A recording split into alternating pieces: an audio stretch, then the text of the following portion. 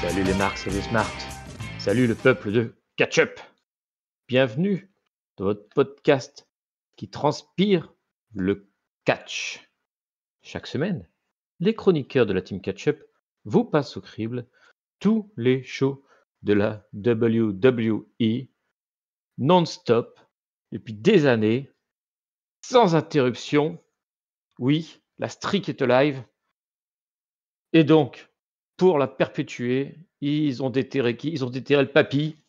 Je suis là. Bonjour à tous et bienvenue donc à Catch-Up pour cette review du SmackDown, le dernier vrai SmackDown de l'année, puisque celui de suivant, ça sera un best-of. Donc le dernier show de l'année, le dernier vrai show de l'année avec du vrai catch et des vraies histoires à raconter. C'est le SmackDown du 22 décembre 2023. Pour m'accompagner, eh bien, j'ai personne. Et donc, du coup, c'est un peu la merde. C'est un peu la merde. C'est un peu désolé pour la grossièreté, mais c'est parce qu'en fait, j'ai pas vu de show de la WWE depuis 4 mois. Donc, du coup, pour m'accompagner, car on n'est jamais seul dans la communauté catch-up, et dans la communauté catch d'ailleurs, francophone, je n'aurai pas une voix avec moi, mais j'aurai des contributeurs, bien malgré eux, mais qui sont des collègues, puisque je vais me baser sur le résumé de nos collègues de Vox Catch, Catch News, c'est américain. Ça s'appelle comment ça, cette horreur? WrestleView.com. Et bien sûr, la Bible de tous les smarts qui foutent des notes complètement débiles. J'ai noté Cage Match. Bah oui, ils foutent des notes débiles vu déjà qu'ils notent sur 10, alors que tout le monde sait qu'on note sur 5. Et donc, du coup, que s'est-il passé dans ce SmackDown? Je vais vous le dire. Déjà, il y avait 6240 personnes. Et oui, ça, c'est une info que vous aurez nulle part ailleurs, sauf sur Cage Match, donc. Mais qui est vachement importante. Et c'était où? C'était sur la Fox. Et c'était où? Exactement en localité. C'était à Green Bay, Wisconsin. Là où on bouffe du fromage, de mémoire. Et donc voilà, c'est fini. Non, je déconne, on va lire le résumé. Qu'est-ce qui s'est passé à Green Bay, Wisconsin? Eh ben, il y a plusieurs choses qui vont se passer puisque, a priori, dans cette fin d'année, il se passe pas mal de choses. J'ai entendu dire que AJ Styles était revenu, que Randy Orton était revenu, que LA Knight était toujours là, et que Roman Reigns était toujours champion. Du coup, que se passe-t-il? Eh ben, ils veulent se batailler en fait pour savoir qui va être le futur challenger. Parce que notamment, il faut déterminer un challenger pour le Royal Rumble 2024 qui se situera en janvier comme tout le Royal Rumble. Et donc c'est Jay Styles a priori qui va nous faire la petite intro en disant que c'est bien beau Orton et les Knights, mais lui il a des jolis cheveux, donc du coup il mérite d'être aussi challenger numéro 1. Et du coup les Knights rentrent en disant que ouais mais non, mais moi j'ai pas des beaux cheveux, j'ai pas vraiment de palmarès non plus, mais par contre ça me fait chier que tu m'as attaqué la semaine dernière. Donc a priori AJ Styles s'attaquait les Knights en plus la semaine dernière. Il se passe tellement de choses, ça n'a plus de sens. Et là il y a Randy Orton qui arrive et qui disent que qui comprend toutes les histoires des gamins là, mais que lui, il y a un gros passif avec la Bloodline, et donc du coup, il va lui aussi vouloir l'affronter. Disons, ça commence fort. Hein. Ça commence fort, mais ça s'arrête. Hop, je change de résumé. Car quelqu'un intervient, c'est Nick Aldis, puisque chez Aldis, il y a toujours des bonnes promos. Et donc du coup, il annonce que dans 2 semaines, il va y avoir un triple threat match à SmackDown New Year's Revolution. Donc j'imagine que du coup, c'est le SmackDown qui va suivre la nouvelle année. Donc le premier, donc ce sera le 5 de janvier. Et donc le vainqueur de ce triple threat allait affronter Roman Reigns au Royal Rumble. Oh, alors là, ça vous en met plein les dents. Hein. Je ne sais pas ce que vous en pensez. Alors moi, qu'est-ce que j'en pense? Du coup, j'en pense que j'espère que LA Knight ne va pas gagner. Et puis voilà, hein, globalement. Qu'est-ce qui pourrait gagner? Peut-être AJ Styles. Allez, moi je vais mettre une piécette là-dessus, puisque LA Knight, j'ai l'impression qu'il a loupé sa chance. J'ai cru comprendre qu'il est perdu en Arabie Saoudite. Et Randy Orton, c'est peut-être un peu tôt pour l'envoyer affronter Roman Reigns. Ça, c'est Quoique le Rumble, c'est quand même une grosse affiche. Ah, on ne sait pas. Bah, vous me raconterez. Hein. Ou peut-être que je vous raconterai. En tout cas, le show continue. Le show continue parce qu'il y a un Holiday Havoc 8-Woman Tag Team Match. Voilà, alors là, si avec ça, vous n'êtes pas convaincu de ce que vous regardez, eh bien, je ne sais pas ce que je peux faire pour vous. Et donc, du coup, qui vont s'affronter? D'un côté, les gentilles, Bianca Belair, Shotzi, Zelina Vega et machin. Et de l'autre côté, Damage Control, donc de mémoire, Io Sky, Dakota Kai, Bayley. Et du coup, il doit y avoir qui? Ah oui, il y a la. Comment ça s'appelle qui est revenue là? Kairi Sane. Voilà, certainement. Ah non, c'est peut-être pas Kairi, c'est peut-être pas Dakota Kai du coup. Elle est peut-être blessée. Est-ce qu'elle est blessée ou pas? Ah, il me donne pas le détail alors. Du coup, bah, je vais regarder un peu ce qui se passe dans le match. Bon, la cloche sonne. Je vous fais traduction en live. Donc un combat d'abord. Donc ça, a priori, c'est parti un peu dans le bordel. Et dans le ring, ça commence entre Bianca et Io Sky. Ça s'envoie pas mal. Il y a Shotzi qui va entrer dans le ring et qui va un peu dégager Bayley et qui va prendre un peu le dessus. Ah oui, donc il y avait des armes vu que c'était un match spécial. Donc Shotzi attrape une chaise et la met au milieu du ring, tandis que Bayley est accroché aux cordes. Et Shotzi, qu'est-ce qu'elle fout? Elle saute. Ah, elle saute de la chaise et elle atterrit sur Bayley. Ah oui, parce qu'elle est posée la chaise debout. D'accord, intéressant.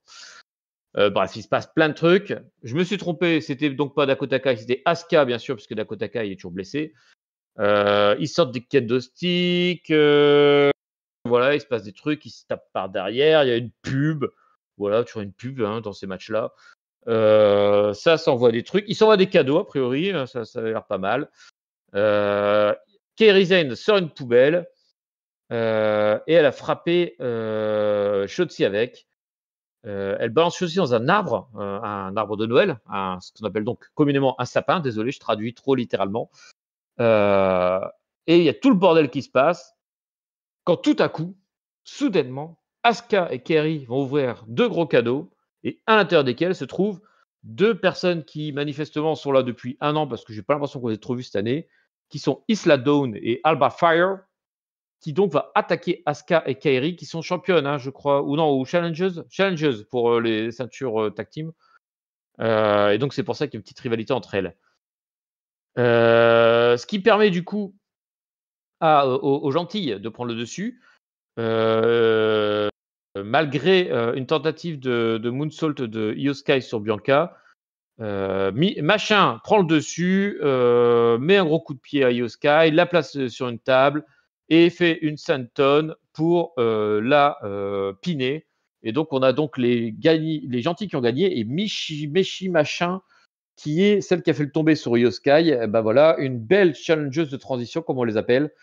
Décidément, les bonnes vieilles recettes de rallonger les règnes de personnes fadas continuent, puisqu'on a Machin qui devient challengeuse certainement bientôt pour Io Sky. Eh ben dis donc, j'ai pas vu le match, j'imagine que c'était très bon, et j'imagine que, comme moi, vous êtes impatient de votre rivalité entre deux filles fadas. Reprenons un résumé, un autre. Pouf, on reboucle. Que se passe-t-il? Que se passe-t-il? On va en public, on va en coulisses plutôt. On est en coulisses et il y a, a priori, il se passe pas grand-chose, hein, parce qu'il y a Roman Reigns qui va convoquer Nick Aldis. Voilà, avec ça vous irez loin. Et puis c'est tout. Voilà. Sinon, c'est pas passionnant. Hein. Qu'est-ce qui est passionnant par contre? Un match pour le titre suprême, pour le titre dédié à SmackDown, puisque c'est le NXT North American Championship. Qu'est-ce qu'il fout là? On ne sait pas. Et qui va voir s'affronter, alors là, du haut niveau, deux nains, puisqu'on a Dragon Lee d'un côté, qui est le champion North American, donc qui a dû prendre la ceinture à Dom Dom, versus Butch. Butch, qui. Est-ce qu'il est avec quelqu'un ou pas, Beau Butch? Butch, Butch, après, il est tout seul, parce qu'il n'est pas noté que ses copains soient là. Donc, gros match entre les deux. Ah, merde, je vais donner les chronos, mais sinon, ça sert à rien d'avoir pris 4 matchs. Donc, le premier match. Bon, j'en étais où? Oui, j'en étais sur les chronos, et donc 12 minutes 44 pour le match d'origine. Et là, donc, on a un match pour le titre North American qui dure 9 minutes 48, dans lequel Dragon Lee affronte Butch. Et puis, il va se passer des trucs. Donc, a priori, Dragon Lee aura son masque pendant le match. Butch aura ses cheveux pendant le match.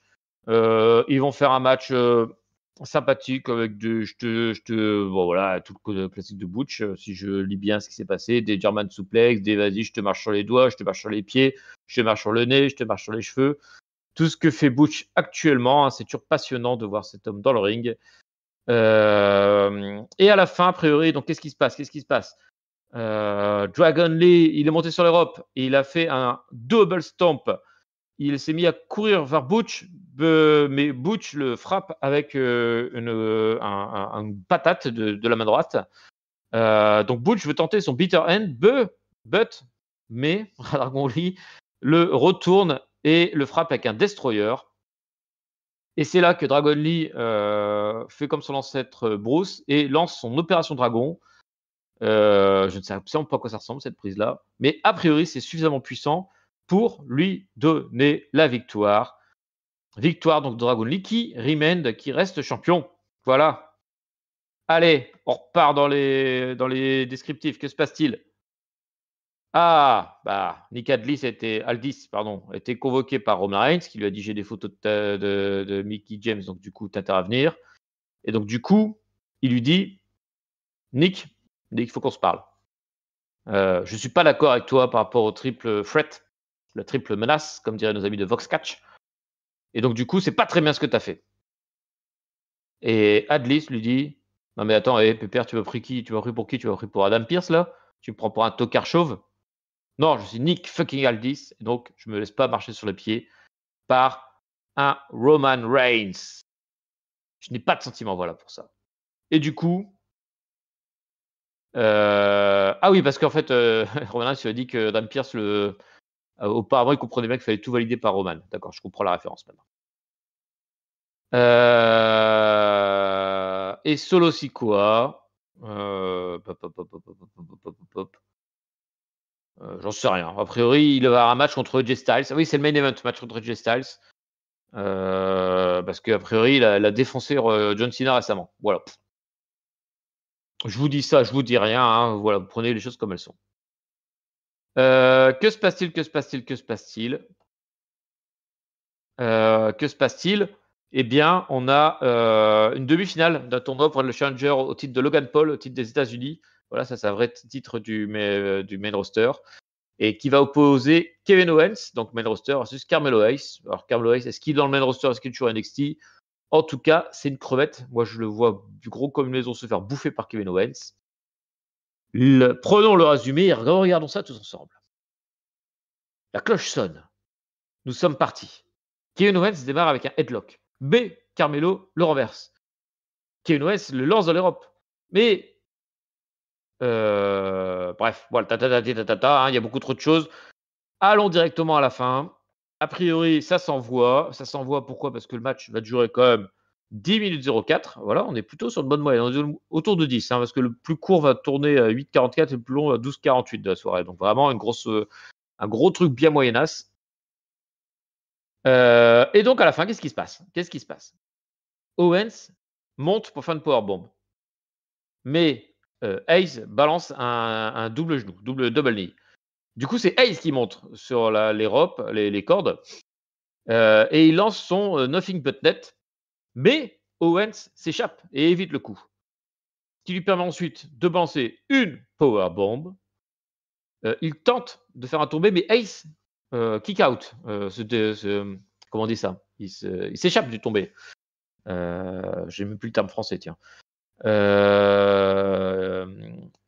Owens remonte sur les cordes, la top rope, et il balance sa turn bombe. Et histoire d'assurer le coup cette fois-ci, qu'est-ce qu'il fait? Un petit stunner. Il balance le cover. Il couvre Hayes et donc gagne. Hayes est bien défoncé à la suite du match.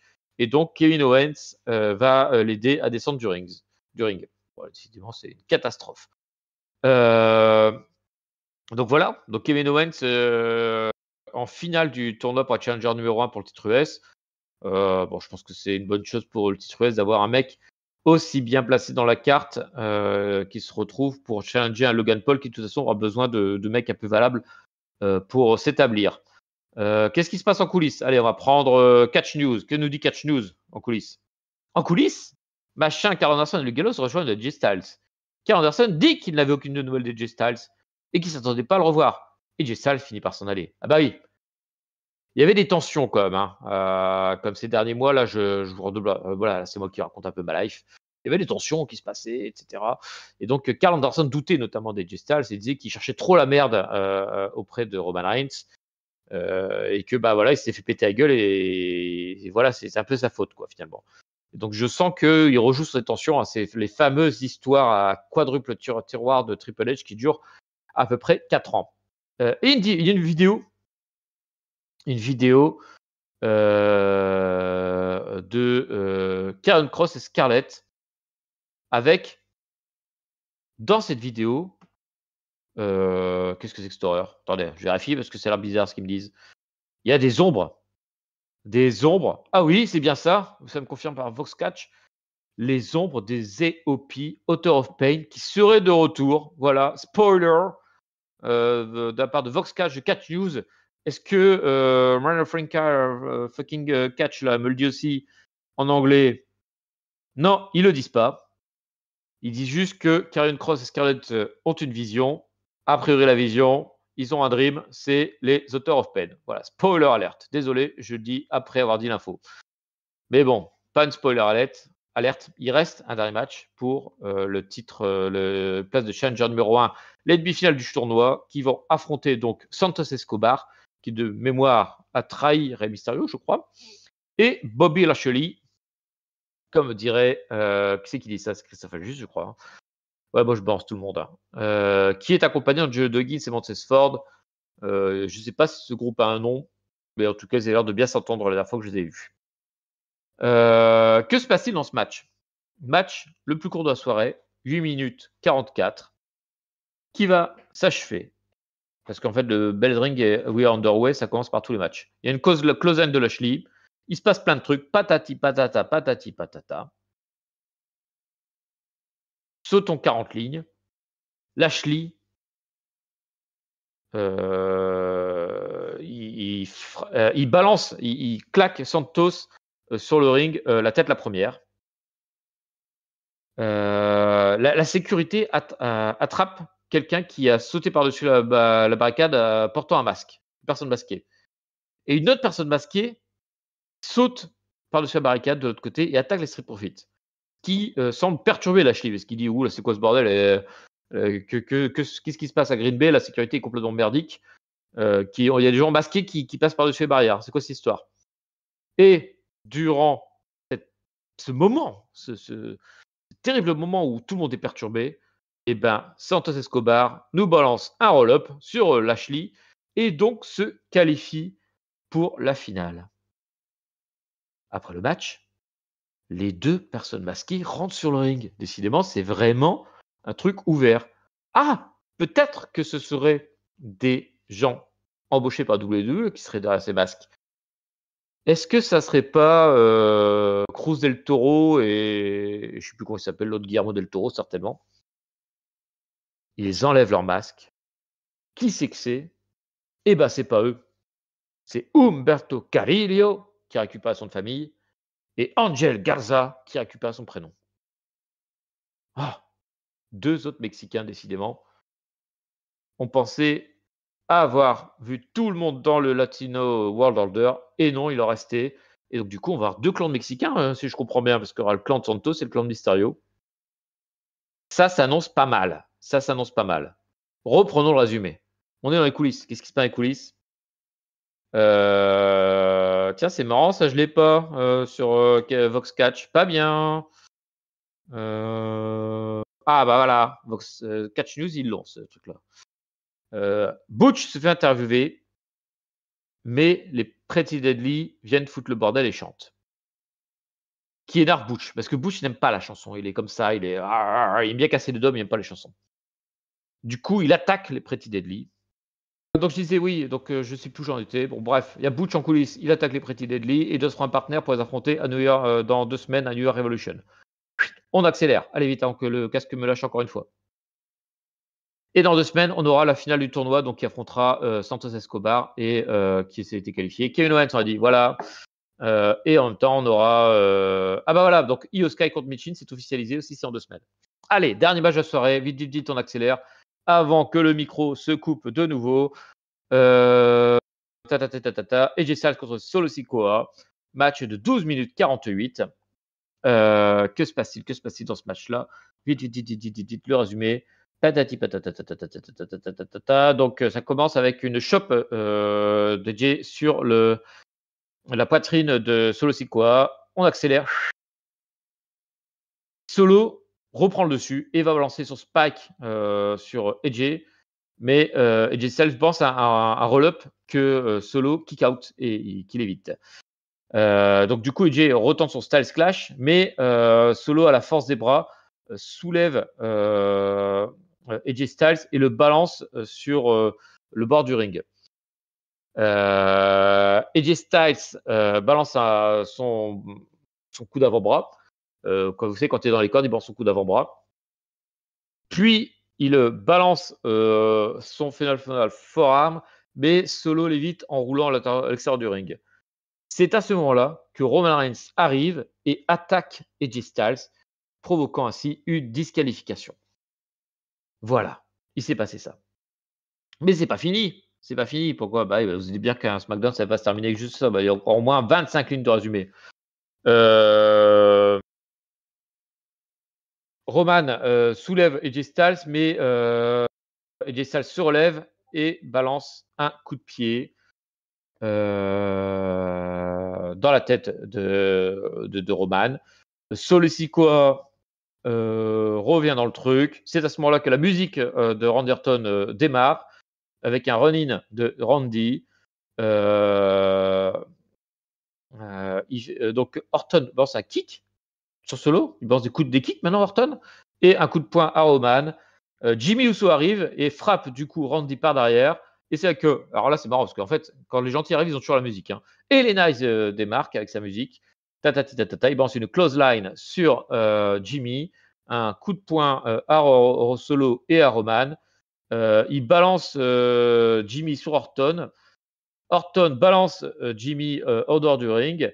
Roman en profite pour s'échapper. Et du coup, on a Orton, Styles et Knight qui se retrouvent à 3 milieux du ring. Styles est pas content et s'engueule avec eux. Il balance une patate à LA Knight. Il balance une chop à Rod Orton. Et Knight, du coup, ça lui plaît pas. Il balance une close line à AJ Styles. Orton attrape LA Knight. Quoi? Bon, c'est bizarre. Bref, il se tabasse avec LA Knight. Solo et Jimmy sont sur le point de revenir sur le ring, mais Roman leur dit attendez, laissez-les se battre entre eux, c'est crétin. Du coup, AJ Styles refrappe LA Knight, mais LA Knight le refrappe. Disons, ça se refrappe et ça se refrappe. Et du coup, bah, Orton revient, il refrappe LA Knight. Bon, bref, ça s'est foutu des droites dans la gueule pendant tout le truc. Si je comprends bien, il n'y a pas eu de finisher. Je vais afficher sur les autres résumés, mais j'ai pas l'impression. Et ouais, c'est ça. Donc, en fait, c'est ce que me disent Vox Catch et Catch News, c'est que ça se termine avec une bagarre en fait dans le ring. Et l'épisode qui se termine avec Roman Reigns qui retient ses sbires, tandis que ses 3 adversaires potentiels se foutent sur la gueule. Voilà qui clôture ce SmackDown et cet épisode de catch-up complètement chaotique. Je vous dis le mot de la fin. Alors la note, du coup, ça sera un 3,75. J'ai divisé la note de catch match par 2. Le top, on va le donner à moi, hein, voilà, puisque je vous ai fait l'émission. Et le flop, on va le donner à mon matos qui a coupé 2 fois durant l'enregistrement. Encore une fois, désolé.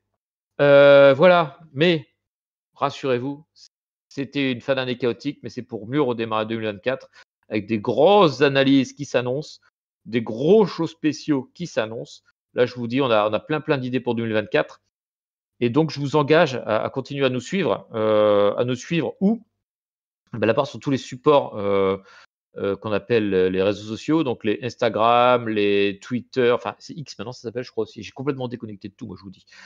Qu'est-ce qu'il y a d'autre? Il y a Facebook, Il n'y a pas Twitch, hein, mais moi, j'y connais rien.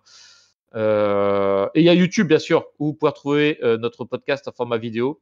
Et si vous n'aimez pas les formats vidéo parce que vous trouvez que les vignettes se sont fortement dégradées depuis quelques mois, eh bien, vous pouvez nous écouter simplement en podcast. Et sur le podcast, vous nous aurez sur Ocha, Apple Podcast, Google Podcast, je ne sais plus, il n'y a plus la liste. Ah, je suis dans la merde, donc il faut que je vous les invente. Spotify, certainement, non, peut-être. Bah, essayez. À la limite, voilà, ce que vous allez faire, vous allez essayer plein de plateformes de podcast et me dire lesquelles sont actives en commentaire sur YouTube. Voilà. Ça vous occupera un peu, c'est au fil de l'émission avant cette nouvelle année. Quant à moi, je dois vous quitter, hein, ça fait déjà beaucoup trop longtemps que je parle pour ne rien dire.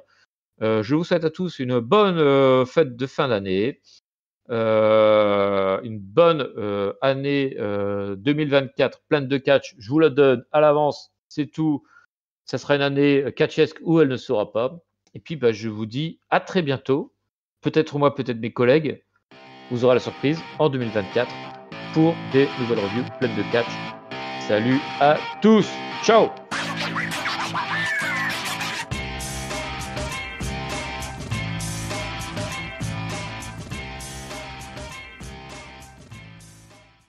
Merde, j'ai même oublié de raconter ma life après.